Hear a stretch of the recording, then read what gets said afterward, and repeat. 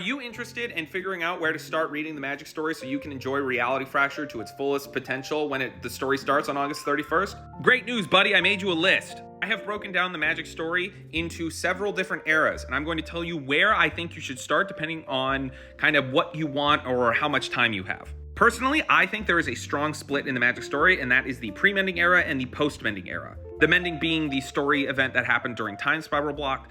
I think that there are a lot of really cool things that happened in the pre-mending era, but I started in the post-mending era. I haven't read a lot of pre-mending stuff. I think you don't necessarily need to read pre-mending era stuff for Reality Fracture. I also don't think you really need to read that much post-mending stuff for Reality Fracture. I grew up on these stories. There's books, there's story articles, there's all sorts of stuff. I just don't really think it's going to be that relevant for Reality Fracture. And if you don't have a lot of time, there's way too much stuff in here for you to read.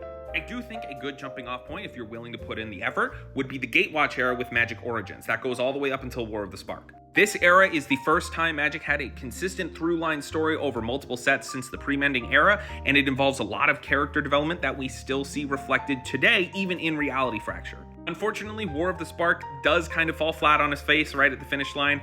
There's some weird stuff with the Gathering Storm, and then there's the Forsaken novel, but I think if you want to just start knowing Jace as he is as a character today, Magic Origins would be a good place to start. I don't think you need to read the post-Gatewatch era, which is Throne of Eldraine through Crimson Vow, but that is more of a personal opinion. The reason is there was a lot of shuffling of who was in charge of the Magic story during this time, so a lot of stories are kind of weird and don't line up with the actual cards in the set, or don't really go anywhere, and it's just superfluous. Now, I'm not saying that there's nothing important in the post-Gatewatch era. I just think that it would be more important if you want to start a little bit farther back than the Omen Path era to start with Neon Dynasty. I know Vorinclex shows up in the Kaldheim story. Be honest, buddy, he doesn't do anything in that set. This would give you a lot of good context going into the Omen Path era if you don't already have it.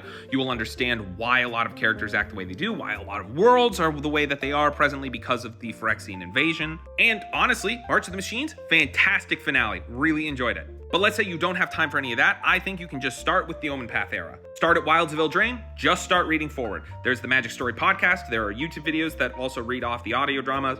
Just hit play on Wilds of Eldraine and just go from there. This will take you through the Omen Path saga, which is Wilds of Eldraine through Thunder Junction, the Dragonstorm saga, which is Bloomburrow through Tarkir Dragonstorm, and then the Echoverse saga, which is Edge of Eternities all the way up until the end of Secrets of Strixhaven, and then we'll lead into Reality Fracture. That being said, if you really don't have time, just start with Lorwyn Eclipsed. I love the Edge of Eternity story. It is self-contained. Lorwyn Eclipsed will be your best starting point if you don't have a lot of time, because you will get to learn about all the Strixhaven students that show up in Secrets of Strixhaven, including Tam, who has a major role to play in Reality Fracture. All right, go start reading Wilds of Eldraine now, because I think that's the best place to start.